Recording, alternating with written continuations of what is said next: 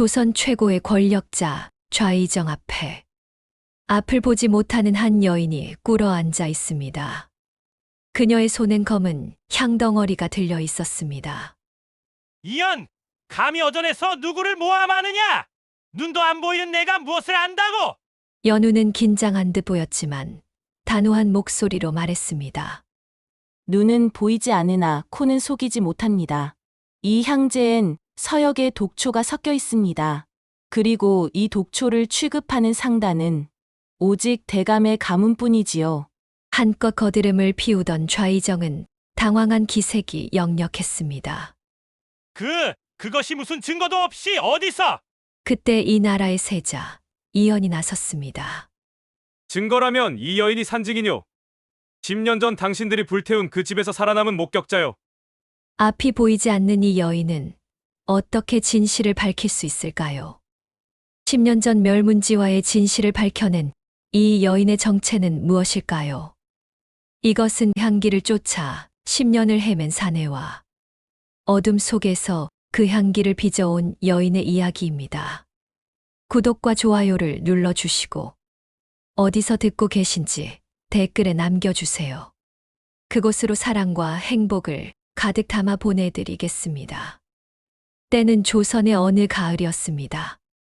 한양 운종가 장터는 해가 지고 나서도 한동안 사람들의 발길이 끊이지 않는 곳이었습니다.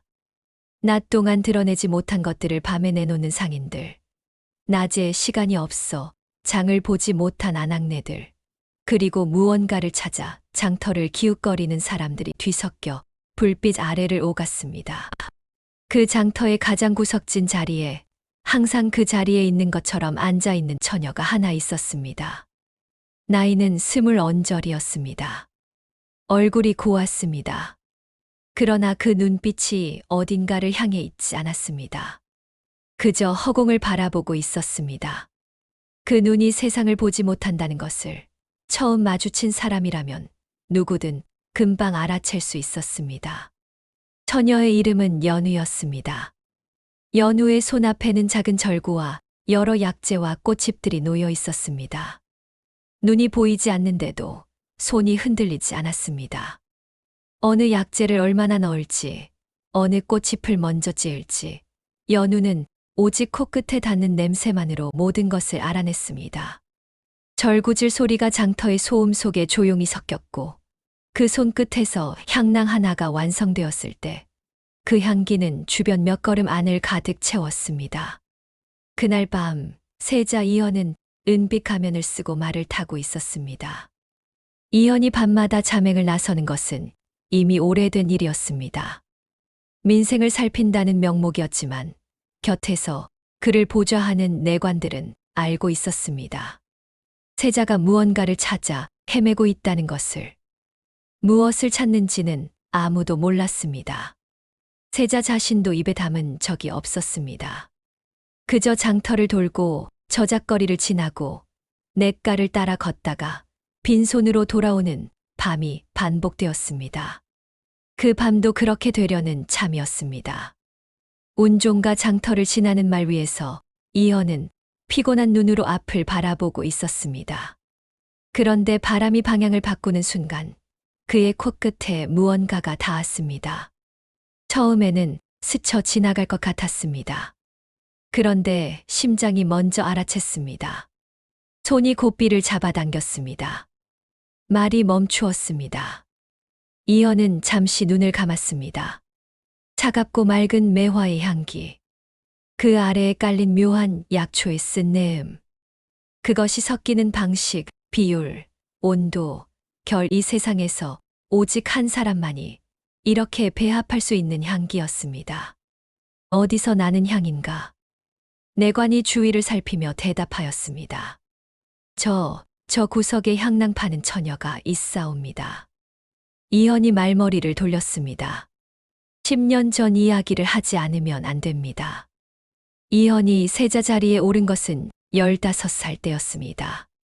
왕의 장자였고 총명하였으며 학문이 깊었습니다. 그러나 그것이 오히려 화가 되었습니다. 당시 조정을 쥐락펴락하던 좌이정의 세력이 총명한 세자가 장성하면 자신들의 권력이 흔들릴 것을 두려워하였습니다. 16살 되던 해 가을이었습니다. 이현은 왕의 심부름으로 도성박 서원에 다녀오는 길이었습니다. 수행 인원이 적었고 길이 외졌습니다. 그것을 노린 것이었습니다. 자객들이 산길에서 쏟아져 나왔습니다. 수행 내관들이 쓰러졌습니다. 이현은 말에서 떨어지며 어깨에 칼을 맞았습니다. 피가 쏟아졌습니다. 정신을 반쯤 잃은 채 굴러내려간 곳은 깊은 숲속이었습니다. 자객들이 사냥개를 풀었습니다. 피 냄새를 쫓는 개들이었습니다. 이현은 나무 뒤에 몸을 숨긴 채 숨을 죽이고 있었습니다. 다리에 힘이 없었습니다. 더 이상 달릴 수 없었습니다. 개 짖는 소리가 점점 가까워졌습니다. 그 순간이었습니다. 어디선가 연기가 피어올랐습니다. 희뿌연 연기가 숲속을 감쌌습니다. 그리고 그 연기 속에 향기가 실려왔습니다. 차갑고 맑은 매화의 향기와 무언가 강렬한 약초의 냄새가 뒤섞인 향기였습니다. 그 향기는 삽시간에 주변을 가득 채웠고 개들이 짖던 소리가 뚝 멎었습니다. 방향을 잃은 것이었습니다. 숨소리를 줄이세요. 냄새를 덮어드릴 테니 움직이지 마세요. 이현이 고개를 들었습니다. 나무십 사이로 소녀 하나가 보였습니다. 나이가 자신보다 한두 살 어려 보였습니다. 손에 작은 향로를 들고 있었고 다른 손에는 약재 꾸러미가 들려 있었습니다. 소녀는 이현을 보며 손을 들어 조용히 하라는 신호를 보냈습니다. 자객들이 지나갔습니다. 개들이 짖지 않았습니다. 발소리가 멀어졌습니다. 이현이 숨을 내쉬었습니다. 너무 많은 피를 흘린 탓에 의식이 점점 흐릿해지고 있었습니다. 소녀가 다가와 어깨의 상처를 살폈습니다. 손이 작고 차가웠습니다. 많이 다치셨군요. 여기 계세요. 도움을 부를게요. 이현은 그 목소리를 들으며 의식을 잃었습니다. 이현이 다시 눈을 떴을 때 소녀는 없었습니다. 어느 민가에 누워 있었습니다. 어깨는 이미 누군가의 손으로 치료되어 있었습니다. 밖에서 소리가 들렸습니다. 황급히 달려오는 말발굽 소리, 왕의 수하들이 세자를 찾아온 것이었습니다. 이현이 일어나 문을 열었습니다. 소녀의 모습은 어디에도 없었습니다. 이름도 물어보지 못하였습니다. 얼굴도 제대로 보지 못하였습니다. 기억에 남은 것은 작은 손, 낮고 조용한 목소리, 그리고 그 향기뿐이었습니다. 차갑고 맑은 매화의 향기, 그 아래에 깔린 약초의 쓴내음. 궁으로 돌아온 이현은 그 향기를 잊지 못하였습니다. 잊을 수가 없었습니다. 그리고 며칠 후 이현은 소식을 들었습니다. 그날 그 산 아래 마을에서 큰 화재가 있었다고. 한 집안이 통째로 불에 탔다고. 살아남은 사람이 없다고. 이현은 그 말을 듣는 순간 무언가가 가슴 속에서 무너지는 것을 느꼈습니다. 화재의 원인이 무엇인지는 공식적으로 밝혀지지 않았습니다. 그러나 이현은 알고 있었습니다. 좌의정이 무언가를 지우려 하였다는 것을, 자객들의 실패를 덮으려 하였다는 것을, 그리고 자신을 살려준 소녀가 그 불길 속에 있었을 것이라는 것을. 이현은 그날부터 달라졌습니다. 겉으로는 여전히 총명하고 단단한 세자였습니다. 그러나 그 안에는 두 가지가 자리를 잡았습니다. 하나는 복수였습니다. 좌의정이 저지른 일들을 반드시 밝혀내겠다는 다짐이었습니다. 그리고 또 하나는 그 소녀를 찾겠다는 것이었습니다. 죽었다고 모두가 말하였지만 이현은 믿지 않았습니다. 죽지 않았을 것이라고 생각하였습니다. 아니, 죽지 않았기를 바랐습니다. 그 작은 손이, 그 낮고 조용한 목소리가 세상 어딘가에 살아있기를 바랐습니다. 그리고 10년이 지났습니다. 운종가 장터의 구석진 자리. 이현이 말에서 내렸습니다. 내관이 따라오려 하였지만 손을 저었습니다. 혼자 걸어갔습니다. 장터 사람들이 시선을 보냈습니다. 은빛 가면을 쓴 사내가 젠걸음으로 구석을 향해 걸어가는 모습이 눈에 띄었을 것입니다. 그러나 이현은 신경 쓰지 않았습니다. 처녀가 보였습니다. 절구지를 멈추고 방금 완성된 향낭을 손으로 매만지고 있었습니다. 눈이 어딘가 허공을 바라보고 있었습니다. 이현은 그 눈을 보는 순간 가슴이 내려앉았습니다. 앞을 보지 못하는 눈이었습니다. 세상의 빛을 담지 못하는 눈이었습니다. 이현이 멈추었습니다. 10년을 찾아 헤맸습니다. 그런데 그 사람이 이런 모습으로 살아 있었습니다. 이름도 얼굴도 기억하지 못하였지만 그 향기가, 이 손이 이 사람이라고 말하고 있었습니다. 이현이 천천히 다가갔습니다. 연우가 고개를 들었습니다. 눈이 보이지 않으면서도 사람이 다가오는 것을 느낀 것이었습니다. 향낭을 찾으십니까? 목소리가 낮고 조용하였습니다. 이현은 그 목소리를 들으며 눈을 감았습니다. 10년 전 산속에서 들었던 목소리였습니다.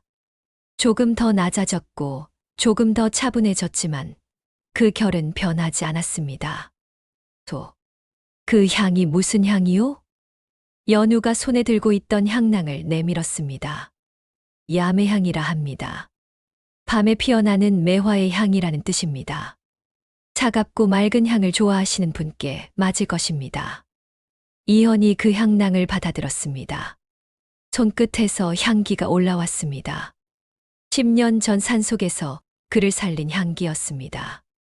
이현은 그 향낭을 두 손으로 쥔 채 오래 서 있었습니다. 그날 밤 이현은 궁으로 돌아오면서 내관에게 한 가지를 물었습니다. 운종가 장터 구석에 향낭을 파는 맹인 처녀가 있다. 그 처녀에 대해 알아보아라. 언제부터 거기 있었는지, 어디서 왔는지, 이름이 무엇인지. 내관이 고개를 숙였습니다. 분부대로 하겠사옵니다. 이현은 그날 밤 잠을 이루지 못하였습니다. 눈을 감으면 연우의 모습이 떠올랐습니다. 허공을 향한 두 눈, 흔들리지 않는 손, 그리고 그 손끝에서 완성되던 향낭.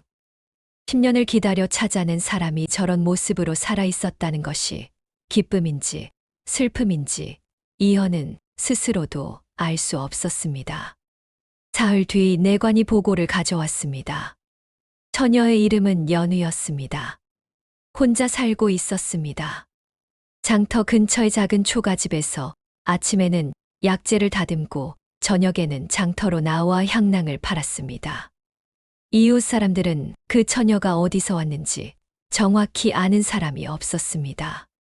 10년 전쯤 홀로 한양에 올라왔다고만 알려져 있었습니다. 눈이 보이지 않는데도 향을 빚는 솜씨가 신통하다는 소문이 장터에 퍼져 있었습니다. 이현이 내관의 말을 들으며 손을 쥐었습니다. 10년 전. 혼자. 한양. 모든 조각이 맞아 들어갔습니다. 그 화재에서 살아남았다는 것, 그리고 10년을 홀로 버텨왔다는 것, 그러나 시력을 잃었다는 것. 이현은 그 사실들을 하나하나 받아들이는 데 시간이 걸렸습니다.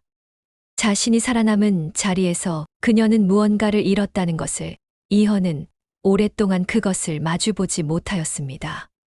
다음 날 저녁, 이현은 다시 은빛 가면을 썼습니다. 그리고 내관들을 멀리 따르게 하고 혼자 장터 구석으로 걸어갔습니다. 연우는 그 자리에 있었습니다. 어제도 그 자리에 있었을 것이고 그제도 그 자리에 있었을 것입니다. 장터의 불빛이 그 자리까지는 충분히 닿지 않았습니다. 연우의 주변만이 조금 더 어두운 것 같았습니다. 그러나 연우는 그 어둠을 아무렇지 않게 앉아서 견디고 있었습니다. 이현이 멈추었습니다.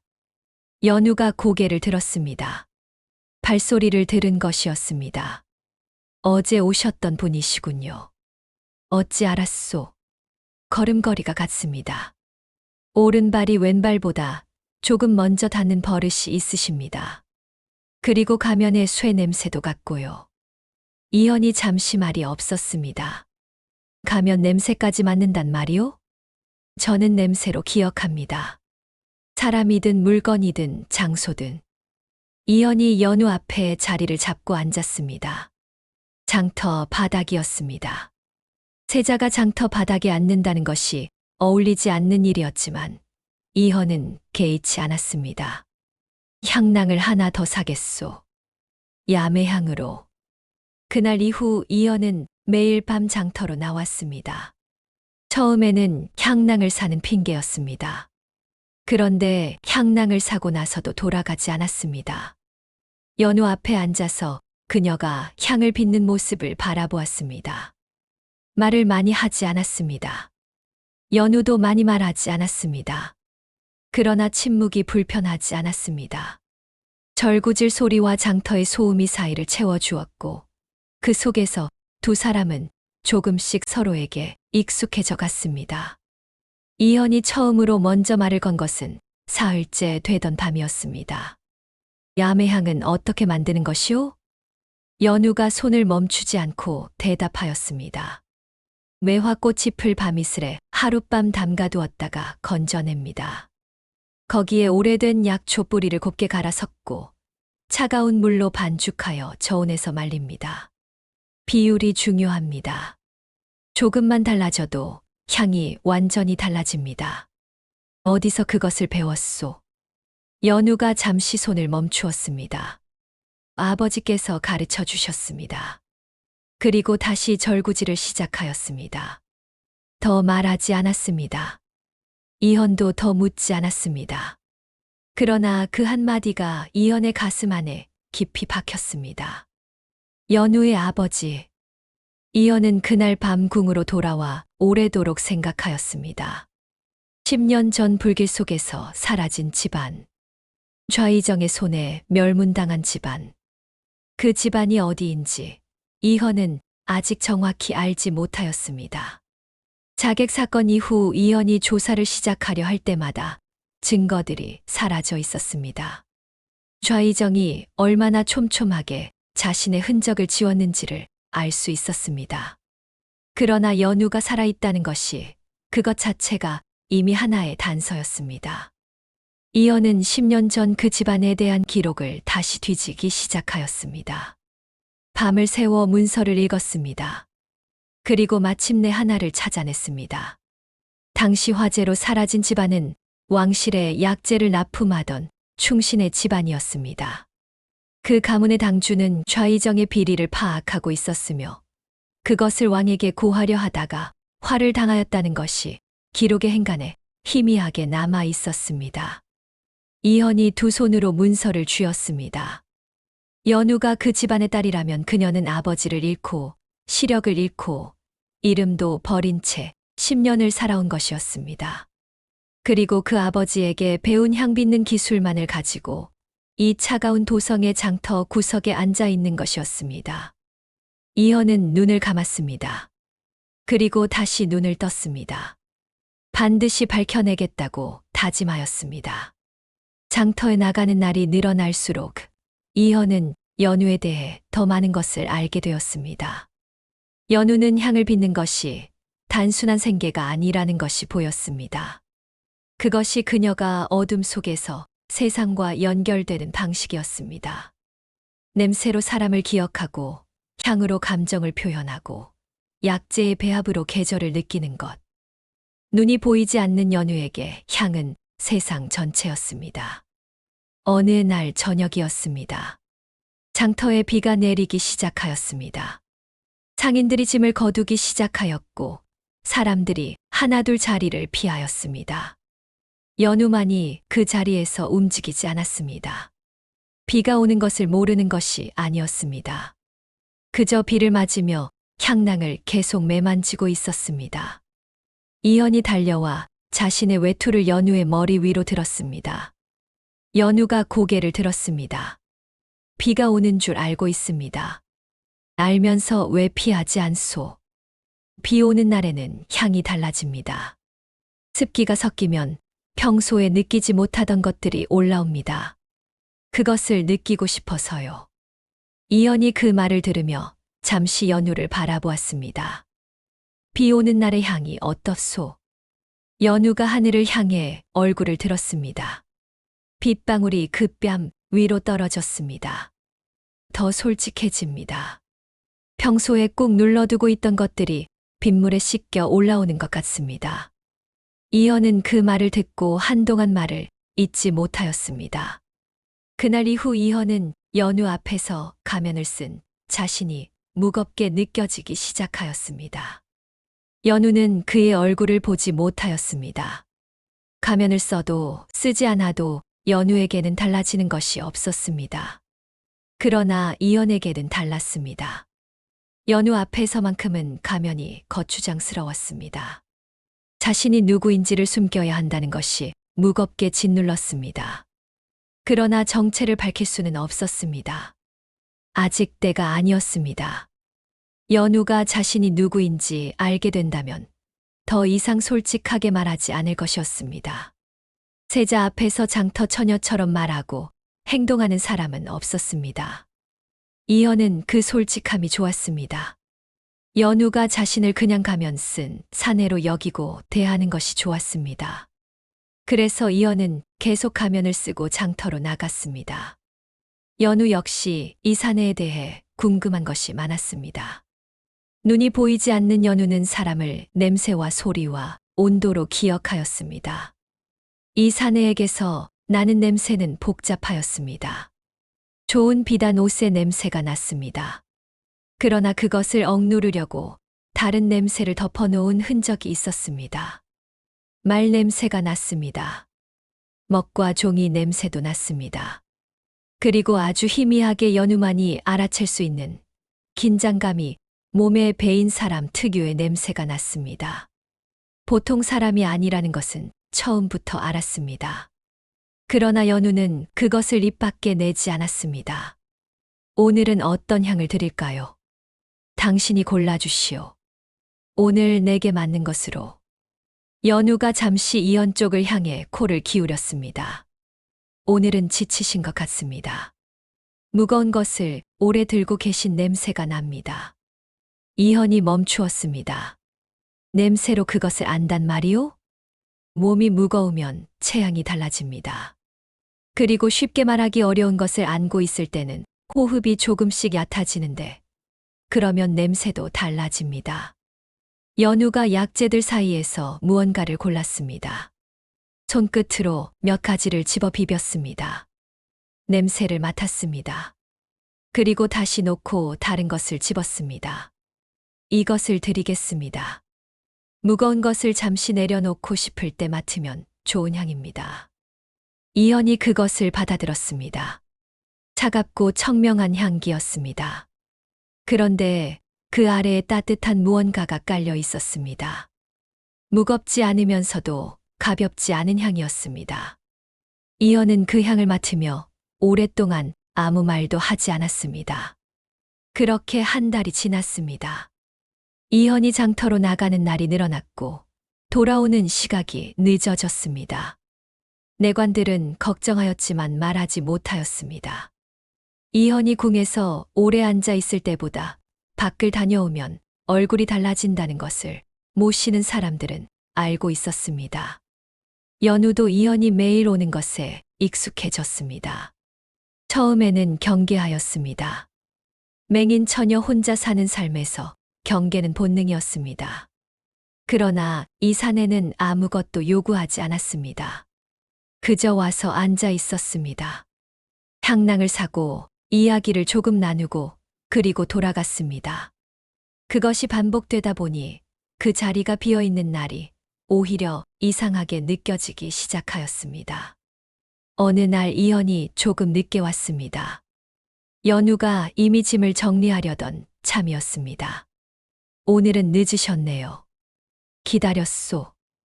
연우가 잠시 멈추었습니다.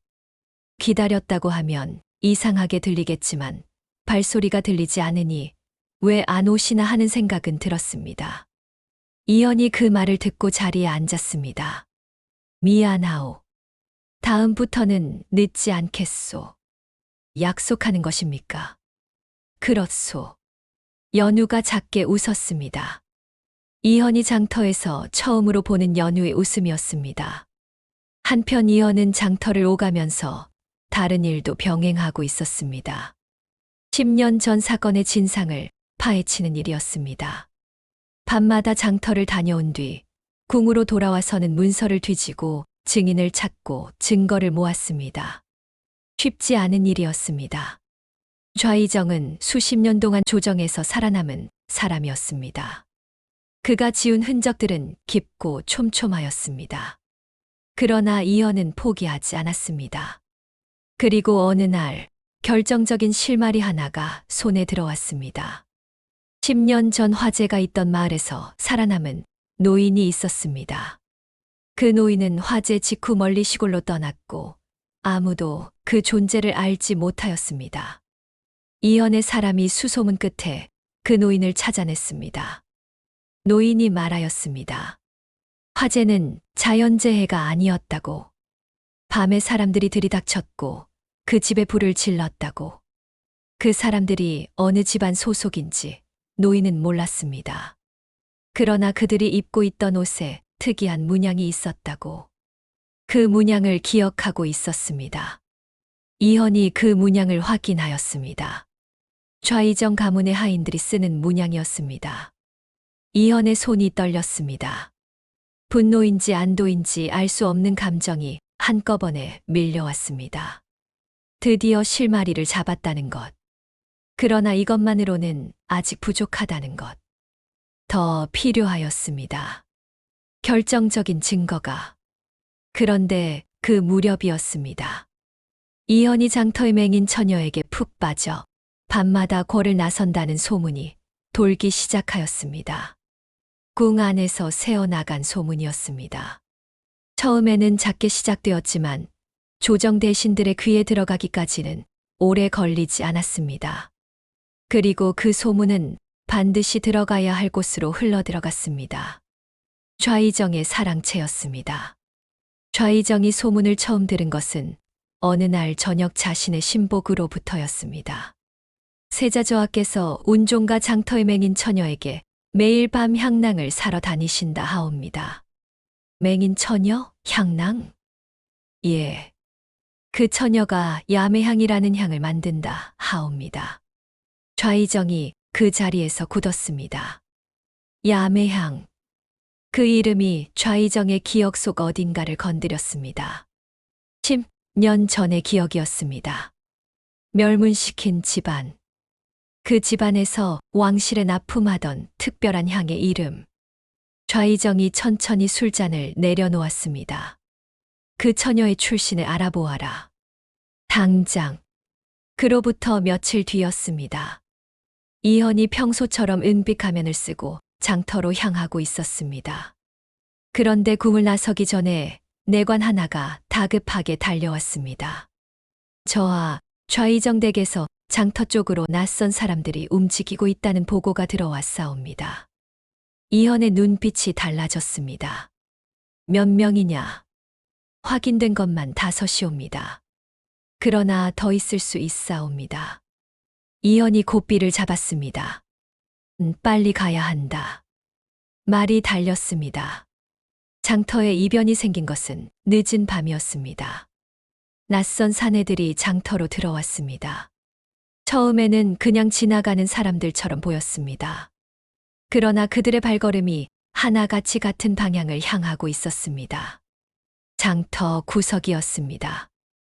연우가 앉아 있는 자리였습니다. 연우는 그들이 다가오는 것을 발소리로 알아챘습니다. 하나가 아니었습니다. 여럿이었습니다. 그리고 그 발소리가 평범하지 않았습니다. 조심스럽고 조율된 발소리, 목적을 가지고 움직이는 사람들의 발소리였습니다. 연우의 손이 절구를 쥔 채 멈추었습니다. 장터의 소음이 갑자기 줄어들었습니다. 주변 사람들이 무언가를 느끼고 자리를 피하기 시작하였습니다. 연우만이 그 자리에 남아 있었습니다. 발소리가 멈추었습니다. 연우의 코에 낯선 냄새가 닿았습니다. 금속 냄새였습니다. 칼 냄새였습니다. 2년 조용히 따라와라. 연우가 대답하지 않았습니다. 좌의정 대감께서 너를 찾으신다. 거스르면 여기서 끝난다. 연우의 손끝이 절구를 단단히 쥐었습니다. 그 순간이었습니다. 말발굽 소리가 들렸습니다. 급하고 빠른 소리였습니다. 장터 입구에서 말이 멈추는 소리가 나고 발이 땅에 닿는 소리가 나고 달려오는 발소리가 들렸습니다. 켜라. 이연이 살수들 사이를 뚫고 들어왔습니다. 가면이 한쪽으로 기울었지만 신경 쓰지 않았습니다. 살수 하나가 칼을 들었습니다.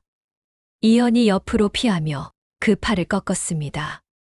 두 번째 살수가 달려들었습니다. 이연이 몸을 돌렸습니다. 칼날이 옆구리를 스쳤습니다. 상처가 생겼습니다. 연우가 그 소리를 들으며 자리에서 일어섰습니다. 누구십니까? 괜찮으십니까? 이연이 살수 하나를 더 제압하고 나서 연우에게 달려갔습니다. 연우의 손을 잡았습니다. 차가운 손이었습니다.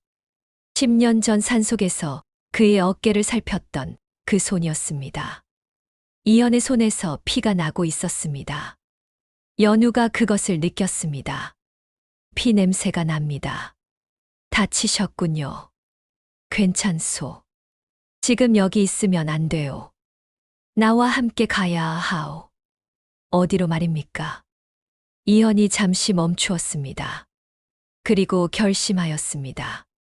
안전한 곳이요. 내가 지킬 수 있는 곳이요. 그리고 내가 누구인지 밝혀야 할 것 같소. 연우가 이연의 손을 꼭 쥐었습니다. 저는 이미 알고 있습니다. 이연이 놀라 연우를 바라보았습니다. 처음 오셨을 때부터 알았습니다. 궁에서 나는 냄새가 있습니다. 어느 날 닦아내려 하셨지만 완전히 지울 수는 없으셨어요. 그리고 가면의 쇠 그것은 평범한 쇠가 아닙니다. 궁에서만 쓰는 금속입니다. 이연이 오랫동안 말을 잊지 못하였습니다. 알면서도 말씀드리지 않은 것은 가면을 쓰고 오시는 데는 이유가 있을 것이라 생각하였기 때문입니다. 이연이 연우의 손을 더 단단히 쥐었습니다. 합시다. 여기서 더 이야기합시다. 두 사람이 장터를 빠져나갔습니다. 뒤에서 남은 살수들이 쫓아오려 하였으나 이연의 호위 무사들이 길을 막았습니다. 장터의 불빛이 멀어졌습니다. 연우가 궁 안으로 들어온 것은 그날 밤이 깊어서였습니다. 동궁전 한쪽 별채에 자리가 마련되었습니다. 이연이 직접 지시하였고 가장 믿을 수 있는 내관 둘만이 그 사실을 알았습니다. 연우는 낯선 공간에서도 흔들리지 않았습니다. 발소리로 방의 크기를 짐작하였고 냄새로 어느 방향에 무엇이 있는지를 파악하였습니다. 이연이 그 모습을 바라보며 자리에 앉았습니다. 두 사람 사이에 오래 침묵이 흘렀습니다. 먼저 입을 연 것은 이연이었습니다. 10년 전 그 산속에서 나를 살려준 사람이 당신이요. 연우가 고개를 들었습니다. 기억하고 계셨군요. 한 번도 잊은 적이 없소. 향기를 단서로 삼아 10년을 찾아다녔소. 연우가 한참 말이 없었습니다. 그리고 천천히 입을 열었습니다.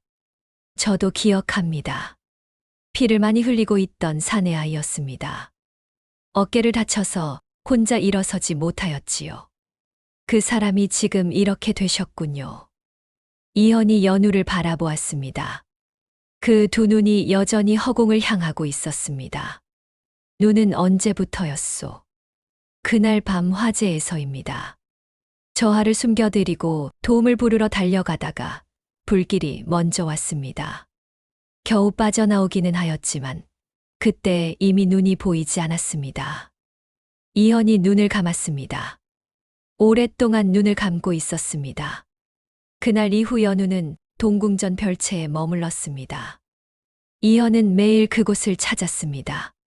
연우는 좁은 방 안에서도 향을 빚는 것을 멈추지 않았습니다. 약재를 구해다 달라 하였고 이현은 그것을 직접 구해다 주었습니다. 두 사람이 한 공간에 앉아 있는 시간이 늘어났습니다. 이현이 문서를 읽는 동안 연우가 향을 빚었습니다. 연우가 약재를 다듬는 동안 이현이 그 모습을 바라보았습니다. 말이 많지 않아도 그 공간이 충만하였습니다. 그러나 세상은 그것을 그냥 두지 않았습니다. 세자가 맹인 처녀를 동궁전에 들였다는 소식이 조정에 퍼진 것은 며칠이 지나지 않아서였습니다. 궁 안에서 새어나가는 소문을 완전히 막는다는 것은 불가능한 일이었습니다. 이현도 알고 있었습니다. 그래서 서둘러야 하였습니다. 좌의정이 움직이기 전에 증거를 완성해야 하였습니다. 그러나 시간이 충분하지 않았습니다. 조정에서 첫 번째 공격이 들어온 것은 소문이 퍼진 지 사흘째 되던 날이었습니다. 어전 회의에서 대신 하나가 앞으로 나섰습니다. 좌의정의 사람이었습니다. 전하 세자 저하께서 출신도 알 수 없는 천한맹인 처녀를 동궁전에 들여 기강을 어지럽히고 있사옵니다. 이를 그냥 두셔서는 아니 되옵니다. 왕이 침묵하였습니다. 더구나 그 처녀는 장터구석에서 향을 파는 신분불명의 여인이옵니다.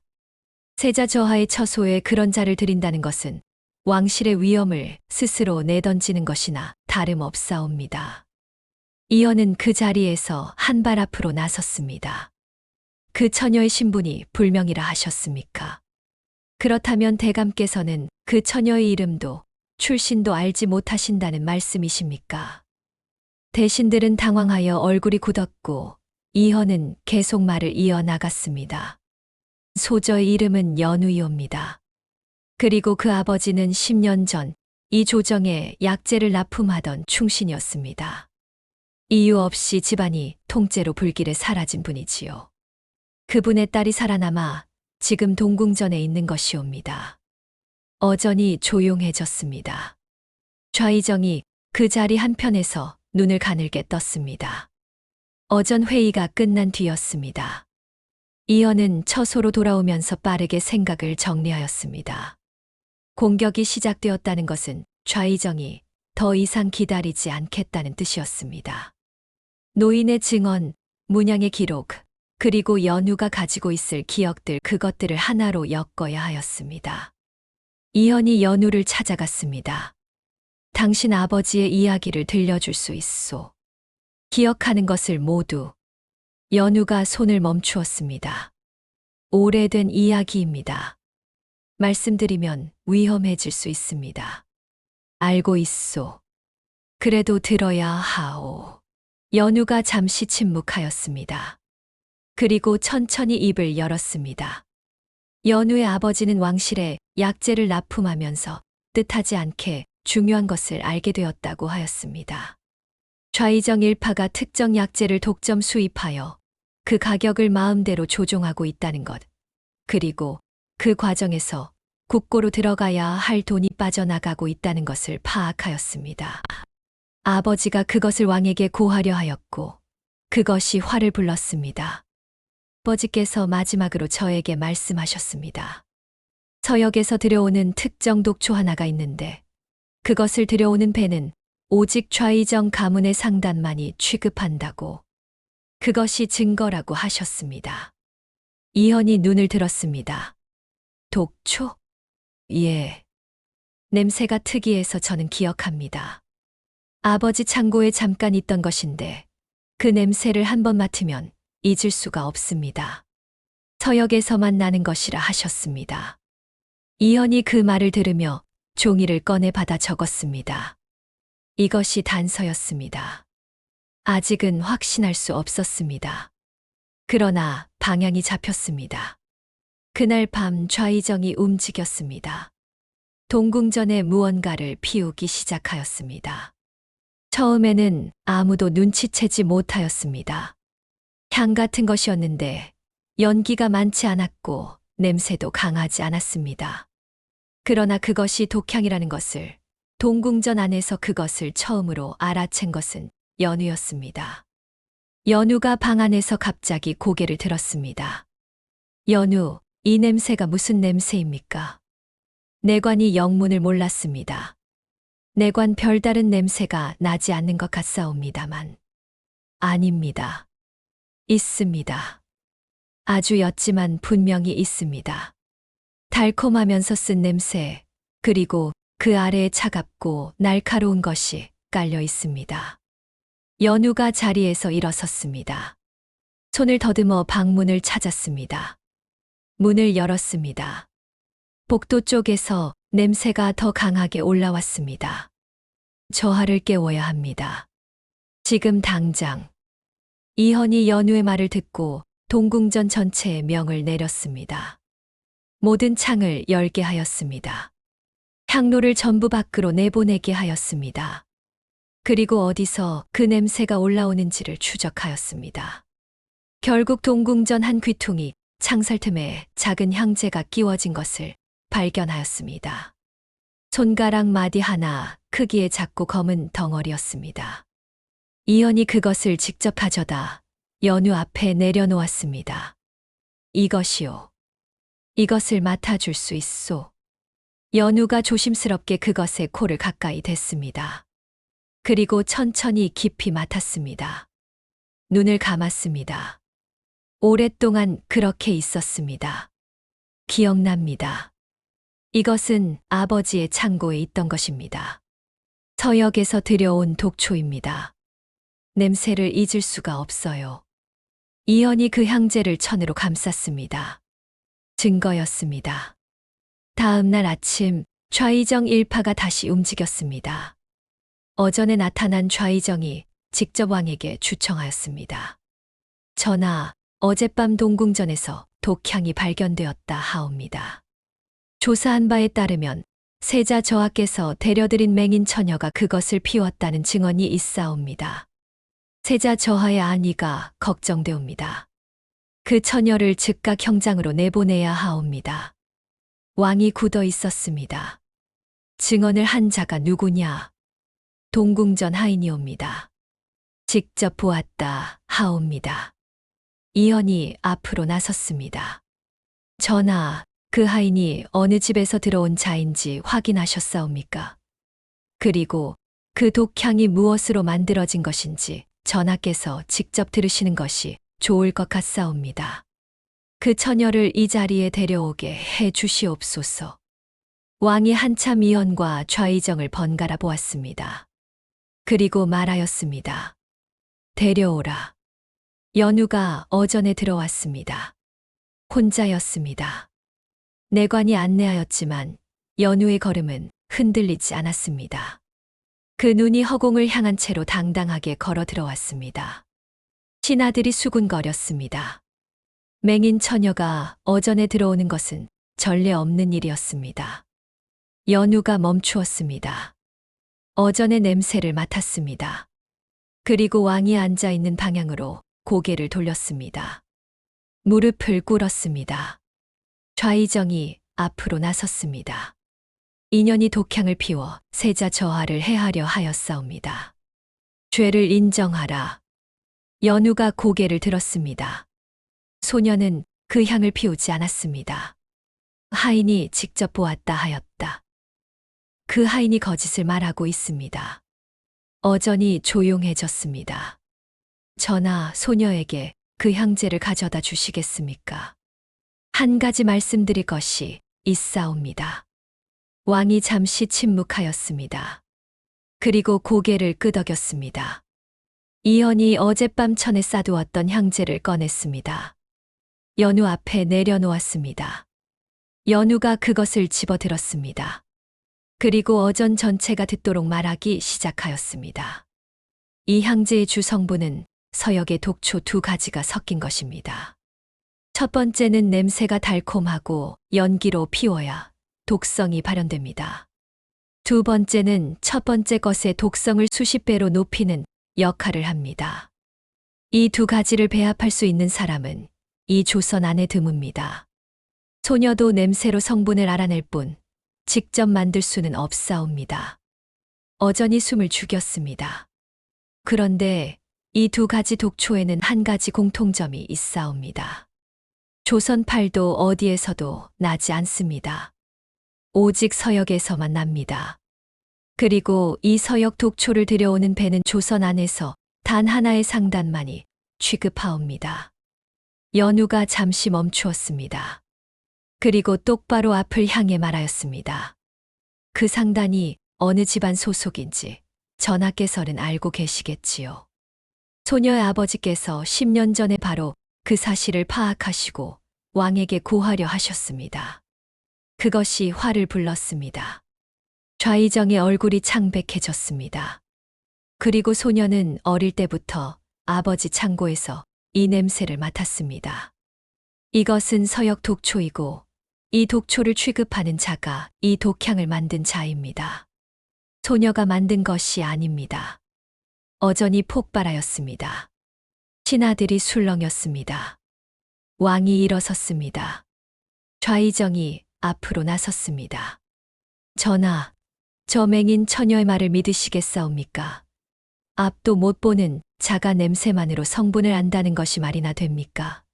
이것은 세자 저하를 모함에 빠뜨리려는 계략이옵니다. 이현이 앞으로 나섰습니다. 전하, 소인이 모아둔 것이 있사옵니다. 이현이 품에서 문서들을 꺼냈습니다. 노인의 증언서였습니다. 10년 전 화재를 목격한 노인이 직접 손도장을 찍은 것이었습니다. 그리고 그 노인이 기억하는 문양이 그려져 있었습니다. 이 문양은 좌이정 가문 하인들이 쓰는 것입니다. 10년 전 화재 당일 밤 이 문양을 단 사람들이 그 집에 불을 질렀다는 증언이옵니다. 그리고 그 집안은 지금 이 자리에 서 있는 처녀의 가문이옵니다. 왕에게 좌이정의 비리를 고하려 하였던 충신의 가문이옵니다. 그뿐이 아니옵니다. 10년 전 소인이 자객에게 습격을 당한 날 그 자객들을 보낸 자 역시 같은 집안 소속이었다는 것이 이 문서에 적혀 있사옵니다. 어전이 완전히 얼어붙었습니다. 왕이 문서를 받아들었습니다. 한 장 한 장 읽어 내려갔습니다. 읽을수록 왕의 얼굴이 굳어갔습니다. 좌이정이 물러서기 시작하였습니다. 전하, 이것은 모두 조작된 것이옵니다. 세자 저하께서 짜맞추신 것이옵니다. 소인은 결백하옵니다. 왕이 문서를 내려놓았습니다. 그리고 오래도록 좌이정을 바라보았습니다. 짐이 마지막으로 묻겠다. 이 독초를 수입하는 상단이 내 가문 소속이 아니라고 말할 수 있느냐? 좌이정이 입을 열었습니다. 그러나 말이 나오지 않았습니다. 어전의 침묵은 길지 않았습니다. 왕이 명을 내렸습니다. 좌이정 가문의 상단을 즉각 조사하라고. 서역 독초의 수입 경로와 거래, 기록을 전부 압수하라고. 그리고 좌이정 본인은 조사가 끝날 때까지 궐 밖으로 나가지 못하게 하라고. 포졸들이 움직였습니다. 좌이정이 그 자리에서 무릎을 꿇었습니다. 더 이상 버틸 수 없다는 것을 스스로 알았습니다. 이현은 그 모습을 바라보며 오랫동안 서 있었습니다. 10년이었습니다. 10년을 기다린 순간이었습니다. 그런데 이상하게도 통쾌함보다 무거움이 먼저 왔습니다. 이 진실이 밝혀지는 것과 동시에 연우가 잃어버린 것들이 돌아오지 않는다는 것을 알고 있었습니다. 아버지도 시력도 10년이라는 시간도 어떤 것도 되돌릴 수 없었습니다. 이현이 천천히 연우에게로 걸어갔습니다. 연우는 아직 그 자리에 무릎을 꿇고 있었습니다. 이현이 그 앞에 앉았습니다. 끝났소. 연우가 고개를 들었습니다. 눈에서 눈물이 흘렀습니다. 소리가 없는 눈물이었습니다. 세상이 보이지 않는 눈에서 흘러내리는 눈물이었습니다. 아버지의 억울함이 풀렸군요. 그렇소. 두 사람이 한동안 그렇게 있었습니다. 어전 안의 소란이 멀게 들렸습니다. 그로부터 며칠이 지났습니다. 조사가 빠르게 진행되었습니다. 좌이정 가문의 상단에서 서역 독초의 수입 기록이 나왔습니다. 10년 전의 거래 장부도 나왔습니다. 노인의 증언과 맞아 들어갔습니다.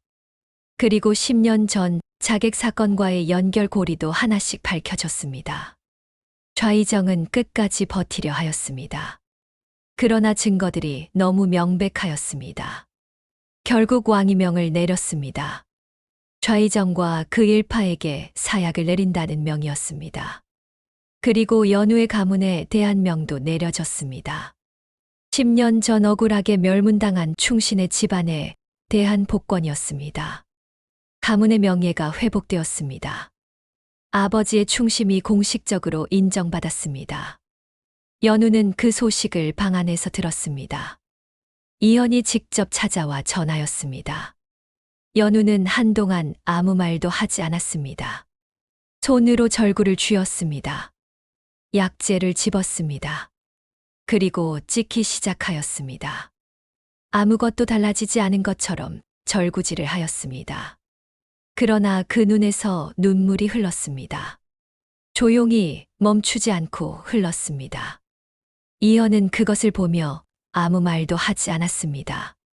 그저 옆에 앉아 있었습니다. 연우가 울음을 다 삭힐 때까지. 그로부터 얼마 뒤였습니다. 이현이 연우를 찾아왔습니다. 손에 무언가를 쥐고 있었습니다. 이것을 돌려드려야 했소. 연우가 손을 내밀었습니다. 이현이 그 손 위에 무언가를 올려놓았습니다.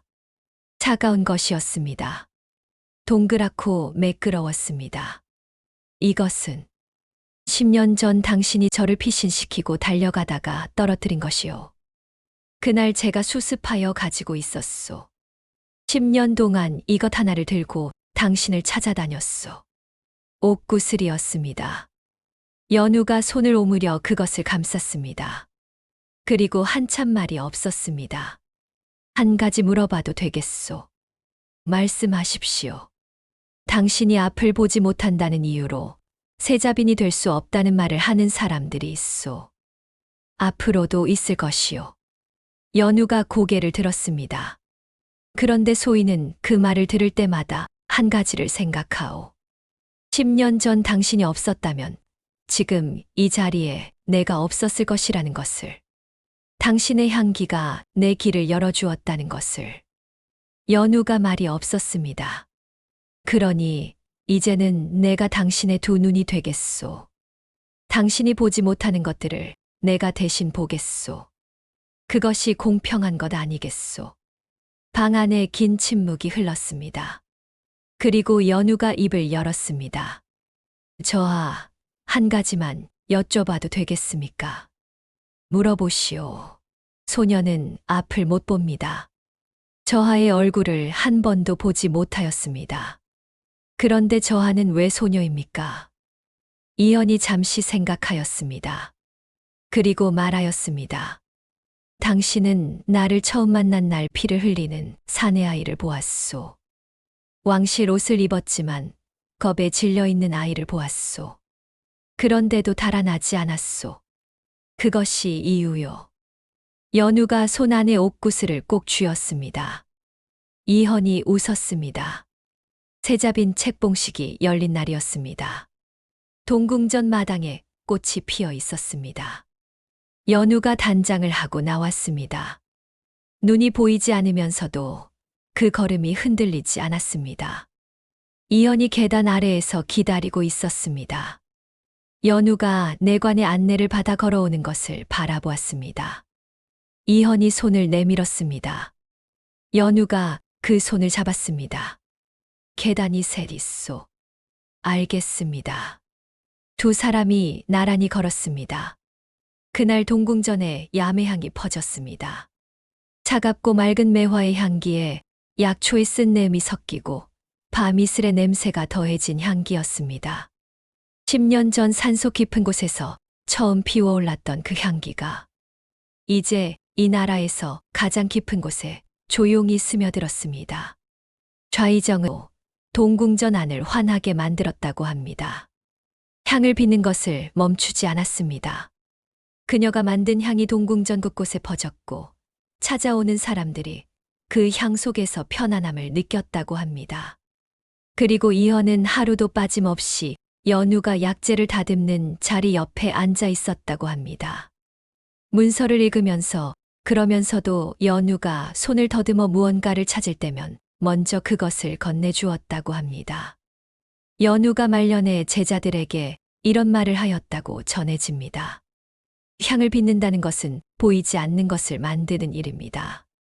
색도 없고 형태도 없는 것을 손으로 빚어 공기 속에 내보내는 일입니다. 그러나 그것이 사람의 마음 안에 남습니다. 눈으로 볼 수 없는 것이 가장 오래 남는 것입니다. 제자가 물었습니다. 그러면 스승님께 가장 오래 남은 향기는 무엇이옵니까? 연우가 잠시 생각하였습니다. 처음 그 사람을 만나던 날 맡은 냄새입니다. 보이지 않는 것이 가장 오래 남는다는 것을 야매향의 이야기가 말해줍니다. 오늘 이야기는 여기까지입니다. 조선시대의 흥미로운 야담과 설화가 더 보고 싶으시다면 구독과 알림 설정으로 다음 이야기를 놓치지 마세요.